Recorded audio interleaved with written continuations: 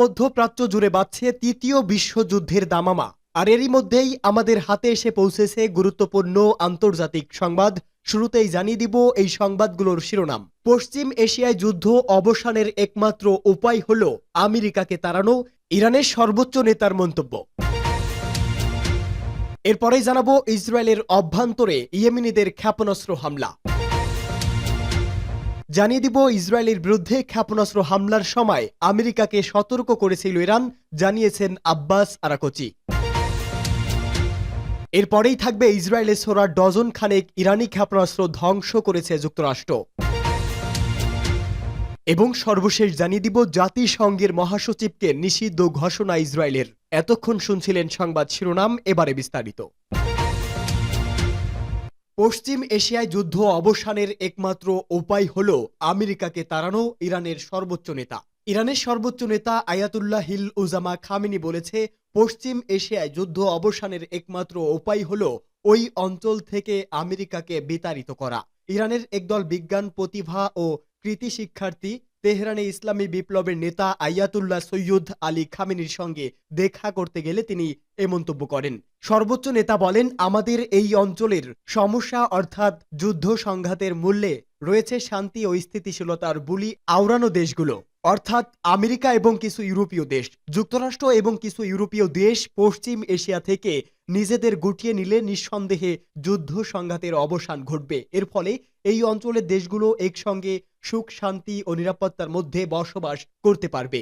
Ayatollah Khamenei আরো বলেন, আশা করছি ইরানি জাতির কঠোর প্রচেষ্টায়, ইসলামী বিপ্লবের অনুপ্রেরণা এবং অন্য জাতির সহযোগিতায় আমরা এই অঞ্চলকে শত্রুমুক্ত করতে সক্ষম হব ইনশাআল্লাহ। লেবাননের ইসলামী প্রতিরোধ আন্দোলন হিজবুল্লাহর মহাসচিব সৈয়দ হাসান নাসরুল্লাহ শাহাদাত প্রসঙ্গে সর্বোচ্চ নেতা বলেন, এই দিনগুলোতে আমরা শোকাহত।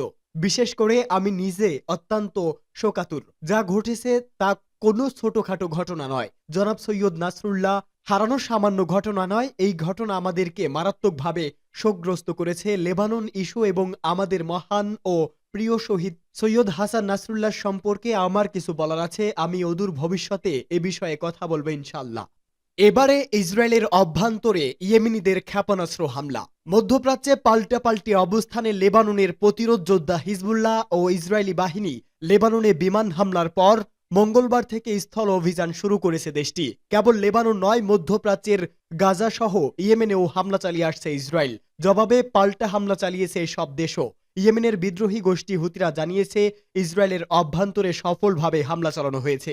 ফিলিস্তিন ও লেবাননের জনগণের প্রতি সমর্থন জানিয়ে এই হামলা চালানো হয়েছে।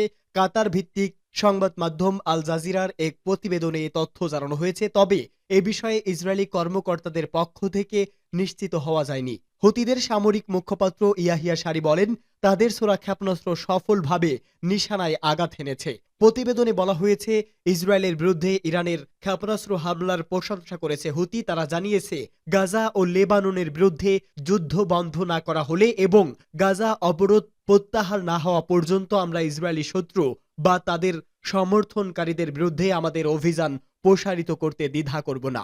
এদিকে হিজবুল্লাহ জানিয়েছে, দুই দেশের সেনাদের পাল্টাপাল্টি হামলায় ইসরায়েলের অন্তত 2 সেনা নিহত হয়েছে। এ সময় আহত হয়েছে আরও অন্তত 18 জন।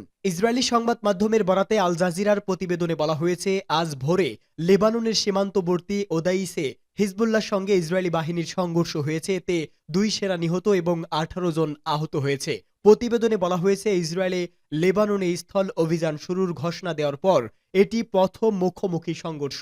আল জাজিরা জানিয়েছে, ইসরায়েলের জন্য দক্ষিণ লেবাননে হিজবুল্লাহর বিরুদ্ধে স্থল অভিযান গাজায় ফিলিস্তিনের স্বাধীনতাকামীদের সংগঠন হামাসের মুখোমুখি হওয়ার চেয়ে অনেক বেশি চ্যালেঞ্জিং। কেননা হিজবুল্লাহ একটি শক্তিশালী শত্রুপক্ষ যারা দীর্ঘ প্রশিক্ষণ নিয়েছে এবং তাদের সৈন্যরা সিরিয়ায় বহু বছর ধরে যুদ্ধ করছে। এর আগে আল জাজিরা জানায়, লেবাননে স্থল হামলা শুরুর পর ইসরায়েলের পদাতিক বাহিনী প্রথমবারের মতো মুখোমুখি প্রতিরোধের সম্মুখীন হয়েছে। ইসরায়েলের বিরুদ্ধে ক্ষেপণাস্ত্র হামলার সময় আমেরিকাকে সতর্ক করেছিল ইরান। ইসলামী প্রজাতন্ত্র ইরানের পররাষ্ট্রমন্ত্রী আব্বাস আরাকচি জানিয়েছে, ইহুদিবাদী ইসরায়েলের বিরুদ্ধে গতরাতে ক্ষেপণাস্ত্র হামলার সময় তাতে কোনো রকমের হস্তক্ষেপ না করার বিষয়ে আমেরিকাকে সতর্ক করা হয়েছিল। একই সাথে ইসরায়েল যদি পাল্টা পদক্ষেপ নেয় তাহলে দখলদার ওই শক্তি এবং তার সমর্থকদের কঠিন পরিস্থিতি মোকাবেলা করতে হবে বলেও তিনি উল্লেখ করেন। আজ একটি টেলিভিশন চ্যানেলকে দেওয়া সাক্ষাৎকারে এসব কথা বলেন আব্বাস আরাকচি। গতকালের ওই হামলায় ইরান যেসব ক্ষেপণাস্ত্র ব্যবহার করেছে তার শতকরা ৯০ ভাগ কাঙ্ক্ষিত লক্ষ্যবস্তুতে আঘাত হানতে সক্ষম হয়েছে। গতকাল মার্কিন পররাষ্ট্র দপ্তরের মুখপাত্র ম্যাথিউ মিলার বলেছেন, ইসরায়েলের নিরাপত্তা রক্ষার ব্যাপারে বাইডেন প্রশাসন দৃঢ় সমর্থন অব্যাহত রাখবে। তিনি বলেন, জটিল সময়ে ইসরায়েলের জনগণের পাশে থাকবে আমেরিকা। এ প্রসঙ্গে আব্বাস আরাকচি বলেন, প্রতিশোধমূলক হামলার পর সুইজারল্যান্ডের মাধ্যমে ইরান আমেরিকাকে এই বার্তা দিয়েছিল যে আমাদের নিরাপত্তা রক্ষার জন্য আমরা এমন হামলা চালানোর অধিকার রাখি, তবে এই হামলা আমরা অব্যাহত রাখতে চাই না। আমরা আমেরিকাকে সতর্ক করে এও বলেছি যে আমেরিকা যেন পিছু হটে এবং এ বিষয়ে কোনো রকমের হস্তক্ষেপ না করে। আব্বাস আরাকচি জোর দিয়ে বলেন, মধ্যপ্রাচ্যের স্থিতিশীলতা প্রতিষ্ঠার জন্যই ইরান এই ক্ষেপণাস্ত্র হামলা চালিয়েছে এবং তেহরান মনে করে প্রচণ্ড উত্তেজনার মাঝে ভূ রাজনৈতিক পরিস্থিতি স্বাভাবিক করতে এই হামলা ভূমিকা রাখবে। আব্বাস আরাকচি আরো বলেন, আমি উজ্জ্বল ভবিষ্যৎ দেখছি। সংঘাতের একটা সম্ভাবনা বা আশঙ্কা আছে, কিন্তু আমাদের সেনারা সম্পূর্ণভাবে প্রস্তুত। গতরাতে আমরা শুধুমাত্র ইসরায়েলের সামরিক ও নিরাপত্তা অবস্থান লক্ষ্য করেই হামলা চালিয়েছি। আমরা ইসরায়েলের মতো বেসামরিক অবস্থানে হামলা করিনি। আশা করি আগামী দিনগুলোতে ধীরে ধীরে মধ্যপ্রাচ্যে স্থিতিশীলতা ফিরে আসবে। ইসরায়েলের ছোড়া ডজন খানেক ইরানি ক্ষেপণাস্ত্র ধ্বংস করেছে যুক্তরাষ্ট্র। ইসরায়েলের ভূখণ্ডে ছোড়া ডজন খানেক ইরানি ক্ষেপণাস্ত্র ধ্বংস করেছে যুক্তরাষ্ট্র। পেন্টাগনের পক্ষ থেকে এ তথ্য জানানো হয়েছে।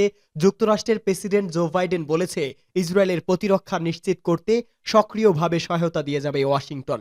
বাইডেন জানান, হামলার ওই সময় তিনি সিচুয়েশন রুমে কাটিয়েছেন। জাতীয় নিরাপত্তাজনিত যে কোনো গুরুতর সংকটময় পরিস্থিতিতে হোয়াইট হাউসের এই কক্ষ থেকে সামাল দেওয়া হয়। ইরান থেকে ইসরায়েলের দিকে প্রায় ১৮০টি ক্ষেপণাস্ত্র ছোড়া হয়েছিল বলে জানিয়েছে ইসরায়েলের সামরিক বাহিনী।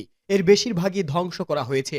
ইরানের প্রেসিডেন্ট মাসুদ পেজেশকিয়ান হামলার পক্ষে যুক্তি দেখিয়ে বলেন, ইরানের নাগরিক ও স্বার্থ রক্ষার থেকে একটি অবধারিত প্রতিক্রিয়া। পেন্টাগনের ব্রিফিংয়ে মেজর জেনারেল প্যাট্রিক রাইডার বলেন, মার্কিন নৌবাহিনীর ২টি যুদ্ধ জাহাজ থেকে ক্ষেপণাস্ত্রগুলো ধ্বংস করা হয়েছে। ধারণা করা হচ্ছে এসব ক্ষেপণাস্ত্র ইরান থেকে ছোড়া হয়েছিল, তবে তাদের হামলায় ইরানি ক্ষেপণাস্ত্রকে আঘাত করা হয়েছে কিনা সে বিষয়ে কিছুই বলেননি প্যাট্রিক রাইডার।